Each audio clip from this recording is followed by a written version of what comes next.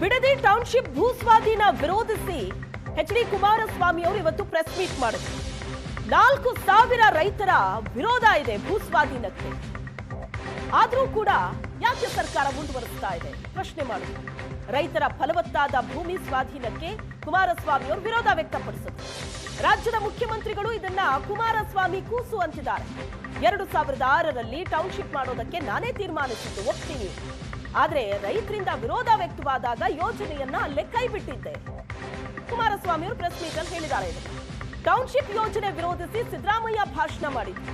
ಭತ್ತ ತರಕಾರಿ ಬೆಳೀತಾರೆ, ಫಲವತ್ತಾದ ಭೂಮಿ ಅಂತ ಕಾಂಗ್ರೆಸ್ಸಿನ ಸಮಿತಿ ಹೇಳಿತ್ತು. ನಾನು ಟೌನ್ಶಿಪ್ ಮಾಡಲ್ಲ ಅಂತ ಸದನದಲ್ಲೇ ಉತ್ತರ ಕೊಟ್ಟಿದ್ದೆ ಅಂತ ಕುಮಾರಸ್ವಾಮಿ ಅವರು ಪ್ರೆಸ್ ಮೀಟ್ ಅಲ್ಲಿ ಉತ್ತರ ಕೊಟ್ಟಿದ್ದಾರೆ. ರಾಜ್ಯದ ಮುಖ್ಯಮಂತ್ರಿಗಳು ಇದು ಕುಮಾರಸ್ವಾಮಿಯ ಕೂಸು ಅನ್ನೋದು ಬೇರೆ. ನಿನ್ನೆ ದಿನ ಈ ಗ್ರೇಟರ್ ಬೆಂಗಳೂರಿನ ಅಥಾರಿಟಿ ಏನಿದೆ ಇದರ ಪಿತಾಮಹ ಅಂತಕ್ಕಂಥದ್ದು ಅವರ ಹೇಳಿಕೆಯಲ್ಲಿರ್ತಕ್ಕಂಥದ್ದು ಈಸ್ ದ ಮೇನ್ ಆರ್ಕಿಟೆಕ್ಚರ್ ಅಂತ ಹೇಳ್ಕೊಂಡಿದ್ದಾರೆ. ಹೇಳ್ತಾರೆ ಅವರು, HDK architect of Bidadi township says DKS ready to release documents ಅಂತ ನಾನು ಹೇಳಿದ್ದೇನೆ ಅಂತಲೂ ಬರೆದಿದ್ದಾರೆ. ಈ ಪ್ರಾಜೆಕ್ಟ್ ವಿಷಯದಲ್ಲಿ ಯಾವ ರೀತಿಯಲ್ಲಿ ಹಿಂದೆ ಪ್ರಾರಂಭ ಆಗಿದೆ ಅಂತಕ್ಕಂಥದ್ದು ಒಂದು ಪ್ರಮುಖವಾದಂಥ ಅಂಶ ಇಲ್ಲಿ. ನಾನು ಅದನ್ನು ಒಪ್ಕೊಂಡಿದ್ದೇನೆ. ಈ ಒಂದು ಕಾರ್ಯಕ್ರಮ ಇದಕ್ಕೆ ಚಾಲನೆ ಕೊಟ್ಟವನು ನಾನೇ ಅಂತಕ್ಕಂಥದ್ದನ್ನು ಹೇಳಿದ್ದೇನೆ. 5 ಟೌನ್ಶಿಪ್ಗಳನ್ನು ಪ್ರಾರಂಭ ಮಾಡ್ತಕ್ಕಂಥ ನಿಟ್ಟಿನಲ್ಲಿ ತೀರ್ಮಾನ ಪ್ರಾರಂಭಿಕ ಹಂತ ಮಾಡಿದ್ದು ನಾನೇ ಅಂತಕ್ಕಂಥದ್ದು ಬಹಳ ಸ್ಪಷ್ಟವಾಗಿ ಹೇಳಿದ್ದೇನೆ. 23/9/2006 ಮಾನ್ಯ ಮುಖ್ಯಮಂತ್ರಿಗಳ ಅಧ್ಯಕ್ಷತೆಯಲ್ಲಿ ನಾನೇ ಮುಖ್ಯಮಂತ್ರಿ ಅವತ್ತು ಬೆಂಗಳೂರು ಮಹಾನಗರ ಪ್ರದೇಶದಲ್ಲಿ ಹೊಸ ಇಂಟಿಗ್ರೇಟೆಡ್ ಟೌನ್ಶಿಪ್ಗೆ ತೀರ್ಮಾನ ಏನು ಮಾಡಿದೆ. ನಂದಗುಡಿ ಹೋಬಳಿ, ಕಸಬಾ ಹೋಬಳಿ, ರಾಮನಗರ, ಬಿಡದಿ ಹೋಬಳಿ, ರಾಮನಗರ, ಸೋಲೂರು ಹೋಬಳಿ, ಮಾಗಡಿ, ಸಾದ್ನೂರು ಹೋಬಳಿ, ಕನಕಪುರ. ಇದು 23/9/2006ರಲ್ಲಿ ಮುಖ್ಯಮಂತ್ರಿಗಳ ಅವಧಿ ಕುಮಾರಸ್ವಾಮಿ ಇದ್ದಿದ್ದು ಅಂತಕ್ಕಂಥದ್ದು ಹೇಳಿದ್ದಾರೆ. ಮೊದಲನೇ ಪ್ರಾರಂಭ ಆದದ್ದು 18/10/2006 ಸರ್ಕಾರ ಫಲವತ್ತಾದ ಭೂಮಿ, ತೆಂಗಿನ ಗಿಡ ಉಳಿಸಿ ಅಂತ ಭಾಷಣ ಮಾಡಿದ್ರಲ್ಲ, ಆ ಭಾಷಣ ಎಲ್ಲಿ ಹೋಯ್ತು ಅಂತ ಸಿದ್ದರಾಮಯ್ಯನವರಿಗೆ ಕುಮಾರಸ್ವಾಮಿ ಅವರು ಪ್ರಶ್ನೆ ಮಾಡಿದ್ದಾರೆ. ರೈತರಿಂದ ವಿರೋಧ ವ್ಯಕ್ತವಾದರೂ ಕೂಡ ಯಾಕೆ ಭೂಸ್ವಾಧೀನ ಅಂತ ಪ್ರಶ್ನೆ ಮಾಡಿದ್ದಾರೆ. ಅಧಿಸೂಚನೆ ಹೊರಡಿಸಿದ ನಂತರ ಇಲ್ಲಿ ತನಕ 4,000 ರೈತರು ಆಕ್ಷೇಪಣೆ ಮಾಡಿದ್ದಾರೆ. ಆಕ್ಷೇಪಣೆ ಸಲ್ಲಿಸಿದ ಒಬ್ಬ ರೈತರಿಗೂ ಈ ಸರ್ಕಾರ ಉತ್ತರ ಕೊಟ್ಟಿಲ್ಲ. ಇದೇನಾ ಪ್ರಜಾ ಸೇವೆ, ಇಲಾಖೆ ಸೇವೆ ಮಾಡೋ ಕಾರ್ಯವೈಖರಿ ಅಂತ ಪ್ರಶ್ನೆ ಮಾಡಿದ್ದಾರೆ. ಅವರು ಭಾಷಣ ಏನು ಮಾಡ್ತಾರೆ ಎಲ್ಲ ಕಡೆ. ನಮ್ಮ BJP JDSನ ಸರ್ಕಾರ, ಸಮ್ಮಿಶ್ರ ಸರ್ಕಾರ ಬಂದು ಕೆಲವು ತಿಂಗಳಿನಲ್ಲಿ 1,19,000 ಎಕರೆ ಭೂಮಿನ ಅಕ್ವೈರ್ ಮಾಡೋದಕ್ಕೆ ಹೊರಟಿದ್ದೀರಿ ಹೆಸರಿನಲ್ಲಿ. ಇದು SEZ ಟೌನ್ಶಿಪ್ ಹೆಸರಿನಲ್ಲಿ ಇದು ಏನು ಹೇಳ್ತಾರೆ. ಅದ್ರ ಜೊತೆಗೆ ಇನ್ನೊಂದು ಪದ ಬಳಸ್ತಾರೆ ಅವರು. KC ರೆಡ್ಡಿ ಅವರು ಪ್ರಥಮವಾಗಿ ಈ ರಾಜ್ಯದ ಮುಖ್ಯಮಂತ್ರಿಗಳಾಗಿ ಅಪ್ ಟು ಧರ್ಮಸಿಂಗ್ ಅವರು ಮುಖ್ಯಮಂತ್ರಿಗಳಾಗಿರೋವರೆಗೆ ಈ ಕೈಗಾರಿಕೆಗಳಿಗೆ ಭೂಮಿಗಳನ್ನು ವಶಪಡಿಸ್ಕೊಂಡಿರ್ತಕ್ಕಂಥದ್ದು, ಭೂಸ್ವಾಧೀನ ಮಾಡಿರೋದು ಕೇವಲ 18,000 ಎಕರೆ. ಅವ್ರು ಭಾಷಣ ಮಾಡಿರೋದು ಸಿದ್ದರಾಮಯ್ಯನವರು ಮತ್ತು ಈಗಿನ ಮುಖ್ಯಮಂತ್ರಿಗಳು ಎಲ್ಲರೂ ಮಾತಾಡಿದ್ದಾರೆ. ಕೇವಲ 18,000 ಎಕರೆ KC ರೆಡ್ಡಿ ಕಾಲದಿಂದ ಧರ್ಮಸಿಂಗ್ ಕಾಲದವರೆಗೆ. ನೀವು ಅಧಿಕಾರಕ್ಕೆ ಬಂದು ಕೇವಲ 5-6 ತಿಂಗಳಲ್ಲಿ 1,19,000 ಎಕರೆ ನೀವು ಅಕ್ವೈರ್ ಮಾಡೋಕೆ ಹೊರಟಿದ್ದೀರಿ ಅಂತ ನಮ್ಮ ಮೇಲೆ ಚಾರ್ಜು. ಆಮೇಲೆ ಅದೇನೋ ಸುಳ್ಳು ಪಳ್ಳು ಏನೇನೋ ಹೇಳ್ಕೊಂಡವ್ರು ಇವ್ರು ಹೇಳ್ತಾರೆ, ಅವ್ರು ಹೇಳ್ತಾರೆ, ಎಲ್ಲ ಆಗಿದೆ. ಈಗ ಇವರು ಬಿಡದಿ ಟೌನ್ಶಿಪ್ ಹೊರಟಿದಾರಲ್ಲ, ಪಾಪ ಈಗ ಅವ್ರು ಹೇಳ್ತಕ್ಕಂಥದ್ದು ಮಾನ್ಯ ಮುಖ್ಯಮಂತ್ರಿಗಳು ಇಲ್ಲೇ ಇದ್ದಾರೆ, ರಾಮನಗರದ ಬಿಡದಿಯಲ್ಲಿರುವ ರೈತರು ಎಲ್ಲರೂ ಒಪ್ಪಿದ್ದಾರೆಯೇ, ಅವರೇ ರೈತರನ್ನು ಕರೆದು ಅನೇಕ ಬಾರಿ ಸಭೆ ಮಾಡಿದ್ದಾರೆ. ಯಾವ ರೈತನಾದರೂ ನಾನು ಜಮೀನು ಕೊಡುತ್ತೇನೆ ಎಂದು ಒಪ್ಪಿಗೆ ಕೊಟ್ಟಿದ್ದಾನೆಯೇ, ಅವರ ಮನಸ್ಸಿಗೆ ವಿರುದ್ಧವಾಗಿ, ಅವರ ಅಭಿಪ್ರಾಯಕ್ಕೆ ವಿರುದ್ಧವಾಗಿ ನಾವು ಜಮೀನು ಕೊಡುವುದಿಲ್ಲ. ಅಲ್ಲಿ ತೆಂಗು ಬೆಳೆ ಇದೆ, ರೇಷ್ಮೆ ಬೆಳೆ ಇದೆ, ಭತ್ತ ಬೆಳೆಯುತ್ತಿದ್ದಾರೆ, ತರಕಾರಿ ಬೆಳೆಯುತ್ತಿದ್ದಾರೆ, ಪುಷ್ಪೋದ್ಯಮ 100 ವರ್ಷಗಳಿಂದ ಅದನ್ನು ನಂಬಿಕೊಂಡೇ ಬದುಕಿ ಬಂದಿರುತ್ತಂಥವರು. ಅಲ್ಲಿ ನಾನು AC ಕಚೇರಿಯಲ್ಲಿ ಕೂತು ಚರ್ಚಿಸಲ್ಲ, ಬಹಿರಂಗ ಚರ್ಚೆಗೆ ಸಿದ್ಧ. ನೀವು ಹಾಕ್ತಂತ ಸವಾಲ್ ಬಗ್ಗೆ ಬೈರಮಂಗಲಕ್ಕೆ ಬನ್ನಿ, ಚರ್ಚೆ ಮಾಡೋಣ. ಶಾಸಕರಿಗೆ ಪರಿಹಾರ ಕೊಡೋದಕ್ಕೆ ಅಧಿಕಾರವೇ ಇಲ್ಲ ಅಂತ ಕುಮಾರಸ್ವಾಮಿ ಅವರು ಹೇಳಿದ್ದಾರೆ.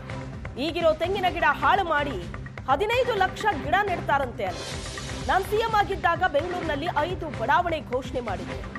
ಘೋಷಣೆಯಾದ ಬಡಾವಣೆಗಳನ್ನೇ ಇನ್ನೂ ಮುಗಿಸಿಲ್ಲ ಅಂತ ಕುಮಾರಸ್ವಾಮಿ ಅವರು ಹೇಳಿಕೆ ಕೊಟ್ಟರು ಪ್ರೆಸ್ ಮೀಟ್ ಅಲ್ಲಿ. ಜನ ಸವಾಲು ಬೇರೆ ಆಗ್ತಾಯಿದ್ರು, ಬರಲಿ ವೇದಿಕೆ ಮೇಲೆ ಎಲ್ಲ ಮಾಡ್ತೀವಿ ಅಂತ. ಬನ್ನಿ ಬೈರಮಂಗಲಕ್ಕೆ ಹೋಗೋಣ. ನಿಜಕ್ಕೂ ರೈತರು ಒಪ್ಪಿದ್ದಾರೆ, ಇಲ್ಲಿ ಮಾಡಬಾರದು ಮಾಡಿದ್ದೀರಿ. ಅದೇನು MLA ಹೋಗ್ಬಿಟ್ಟು ಚೆಕ್ ಕೊಡೋದು ಉಂಟಾ? ಇದ್ಯಾವಾಗಲಿಂದ ಈ ಹೊಸ ಕಾನೂನು ತಂದ್ರಿ? ಯಾರಾದರೂ ಭೂ ಸ್ವಾಧೀನ ಪ್ರಕ್ರಿಯೆ ಮಾಡಬೇಕಾದ್ರೆ ಯಾರೋ ನಿಮ್ಮ ಲ್ಯಾಂಡ್ ಅಕ್ವಿಸೇಷನ್ ಆಫೀಸರ್ ಇರ್ತಾನಲ್ಲ, SLO, ಅವನು ಅವರ ಹೆಸರಿಗೆ RTGS ಮಾಡಬೇಕು, ಚೆಕ್ ಕೊಡೋಕ್ಕೆ ಬರಲ್ಲ. ಮುಖ್ಯಮಂತ್ರಿಗೆ ಏನಪ್ಪ ಅರ್ಧ ಅಂತ ಹೇಳಿದಿರಲ್ಲ ಮೊನ್ನೆ ತುಮಕೂರಲ್ಲಿ. ನೀವು ಅರಿತಿರೋದು ಇದೆಯಾ? ಅರಿಯಕ್ಕೆ ಕೊಟ್ಟಿರೋದು ರೈತರನ್ನೆಲ್ಲ ತೆಂಗಿನ ಗಿಡ, ಅಡಿಕೆ ಗಿಡ ಕಣ್ಣಿಗೆ ಕಾಣ್ತಾ ಇಲ್ವಾ ನಿಮಗೆ? ಯಾವ ರೀತಿ ಬದುಕ್ತಾ ಇದ್ದಾರೆ ಜನ ಅಂತ ಹೇಳಿ. ಇಲ್ಲಿ ಸಸಿ ನೆಡೋ ಕಾರ್ಯಕ್ರಮ ಬೆಂಗಳೂರಿನಲ್ಲಿ 15 ಲಕ್ಷ ಸಸಿ ನೆಡ್ತಾರಂತೆ. ಆ ಸಸಿ ನೆಡೋದ್ರಲ್ಲೂ ಎಷ್ಟು ದುಡ್ಡು ಹೊಡಿತಾರೋ ಗೊತ್ತಿಲ್ಲ. ಈ ಕಾರ್ಯಕ್ರಮದಲ್ಲಿ ಯಾವಾಗ ಇಲ್ಲ, ಇನ್ನೂ ಈಗ ಶುರು ಮಾಡ್ತಾರೇನು, ಅದಕ್ಕೆ ಅಡ್ವರ್ಟೈಸ್ಮೆಂಟ್. ಅದರಿಂದ ನಾನು ಎಲ್ಲದಕ್ಕೂ ಸಿದ್ಧ ಇದ್ದೇನೆ. ನಾನು ಎಂದೂ ಸಹ ಜನವಿರೋಧಿ ನೀತಿ ಮಾಡ್ತಕ್ಕಂಥದ್ದಕ್ಕೆ ನನ್ನ ಸರ್ಕಾರದಲ್ಲಿ ನಾನು ಆಸ್ಪದ ಕೊಟ್ಟಿಲ್ಲ. 5 ಬಡಾವಣೆ ಘೋಷಣೆ ಮಾಡಿದೆ 2007 ಆಗಸ್ಟ್ ತಿಂಗಳಿನಲ್ಲಿ. ಯಾವೊಂದು ಸ್ವಾತಂತ್ರ್ಯ ದಿನಾಚರಣೆಯಲ್ಲಿ ಶಿವರಾಮ್ ಕಾರಂತ್ ಬಡಾವಣೆ, ಬಿಡದಿ ಟೌನ್ಶಿಪ್ ಬಗ್ಗೆ ಚರ್ಚೆಗೆ ಕುಮಾರಸ್ವಾಮಿ ಅವರು ಪಂಥಾಹ್ವಾನ ಕೊಟ್ಟಿದ್ದಾರೆ. ಇದೇ ವಿಚಾರವಾಗಿ DK ಶಿವಕುಮಾರ್ ಅವರು ಪ್ರತಿಕ್ರಿಯೆ ಕೊಟ್ಟಿದ್ದಾರೆ. ಸದನ ಇದೆ, ಅವರ ಅನುಭವಿ ರಾಜಕಾರಣಿಗಳ ಹತ್ರ ಮಾತನಾಡಿದ್ರು. ನಾನೇನು ಮಾತಾಡಲ್ಲ, ಚರ್ಚೆಗೆ ಕರೆದಾಗ ಅವರು ಬರಲಿಲ್ಲ ಅಂತ DK ಶಿವಕುಮಾರ್ ಅವರು ಉತ್ತರ ಕೊಟ್ಟಿದ್ದಾರೆ. ಮುಖ್ಯಮಂತ್ರಿಗಳು ಕೊಟ್ಟಂತಹ ಉತ್ತರ ಇದು ಕುಮಾರಸ್ವಾಮಿ ಅವರ ಪಂಥಾಹ್ವಾನಕ್ಕೆ.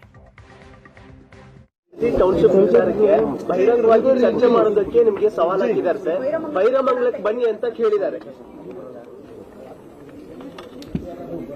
ನಾನೇನು ಮಾತಾಡೋದಿಲ್ಲ, ಕರೆದಾಗ ಬರಲಿಲ್ಲ. ಅಸೆಂಬ್ಲಿ ಇದೆ, ಅವರ ಅನುಭವಿ ರಾಜಕಾರಣಿಗಳ ಹತ್ರ ಮಾತಾಡಿಸ್ಲಿ, ಉತ್ತರ ಕೊಡೋಣ. ಕೆಲವೊಂದಿಷ್ಟು ದಾಖಲೆ ಬಿಡುಗಡೆ ಮಾಡಿದ್ದಾರೆ ಸರ್ ಅವರು. I wish them all the best. Good 400 ಜನ ಬಹಿರಂಗ ಚರ್ಚೆಗೆ ಬರಲ್ಲ ಅನ್ನೋ ಸಿಎಂ DK ಶಿವಕುಮಾರ್ ಅವರ ಹೇಳಿಕೆಗೆ ಕುಮಾರಸ್ವಾಮಿ ಅವರು ಕಿಡಿಕಾರಿದ್ದಾರೆ.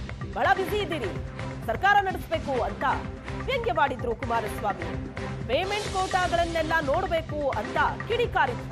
ನೀವು ಯಾವಾಗ ಫ್ರೀ ಆಗ್ತಿರೋ ಆಗ ಚರ್ಚೆಗೆ ಬನ್ನಿ ಅಂತ ಕುಮಾರಸ್ವಾಮಿ ಅವರು ಹೇಳಿಕೆ ಕೊಟ್ಟಿದ್ದಾರೆ. ನೀವು ಸಮಯ ಹೇಳಿ, ನಾನು ನಿಮ್ಮಷ್ಟು ಬಿಸಿ ಇಲ್ಲ ಅಂತ ಕುಮಾರಸ್ವಾಮಿ ಅವರು ಉತ್ತರ ಕೊಟ್ಟಿರೋದು. ನಾನು ಏನು ಹೇಳಿದ್ದೀನಿ, ಹಿಂದೆನೂ ಏನು ಹೇಳಿದ್ದೀನಿ ಬ್ರದರ್, ನಾನು ಹಿಂದೆನೂ ಹೋಗಕ್ಕೆ ಸಮಯ, ನಾನು ಅದನ್ನೇ ಹೇಳಿದ್ದು. ನೋಡಪ್ಪ, ನಾನಂತೂ ಆರಾಮಾಗಿದ್ದೀನಿ. ನಿಮಗೆ ಭಾಳ ಯಾಕಂದರೆ ಸರ್ಕಾರ ನಡೆಸ್ತಾ ಇದ್ದೀರಿ, ಹಲವಾರು ರೀತಿಯಲ್ಲಿ ಇವೆಂಥವು ಟೇಪಿಗೆ ಇಟ್ಟಿಟ್ಟು ಮೆಜರ್ಮೆಂಟ್ ಇಟ್ಟು ಮಧ್ಯರಾತ್ರಿ 12 ಗಂಟೆ ರಾತ್ರಿ 1 ಗಂಟೆ ರಾತ್ರಿವರೆಗೂ ಕೆಲಸದಲ್ಲಿ ಬ್ಯುಸಿ ಇರ್ತೀರಪ್ಪ. ನೀವು ಅದೆಲ್ಲ ಬಿಟ್ಟು ಯಾವಾಗ ಸ್ವಲ್ಪ ಸಮಯ ಮಾಡ್ಕೋತೀರಿ, ನೀನೇ ಕೊಡಪ್ಪ, ನೀವೇ ಕೊಡಿ ಡೇಟ್ನ, ನಾನು ಬರ್ತೀನಿ ಅಂತ ಹೇಳಿದ್ದೀನಿ. ಈಗಲೂ ಅದೇ ಹೇಳೋದು, ನಾನು ಫ್ರೀ ಇದ್ದೀನಿ, ಯಾವ ಬೇಕಾದ್ರೂ ಬರ್ತೀನಿ ಅಂತ ಅವತ್ತು ಹೇಳಿದ್ದೀನಿ. ನಾನೇನು ಬರೋಲ್ಲ ಅಂತ ಹೇಳಿಲ್ಲ, ಯಾಕೆಂದರೆ ಬ್ಯುಸಿ ಅವರು, ಅವರಷ್ಟು ಬ್ಯುಸಿ ನಾವಿಲ್ಲ. ಅದರಿಂದ ಅವರು ಆ ಬ್ಯುಸಿ ಶೆಡ್ಯೂಲ್ನಲ್ಲಿ ಸಮಯ ಫ್ರೀ ಮಾಡ್ಕೊಂಡು ಬಂದರು, ನಂದೇನು ಯಾವಾಗ ಬೇಕಾದ್ರೂ.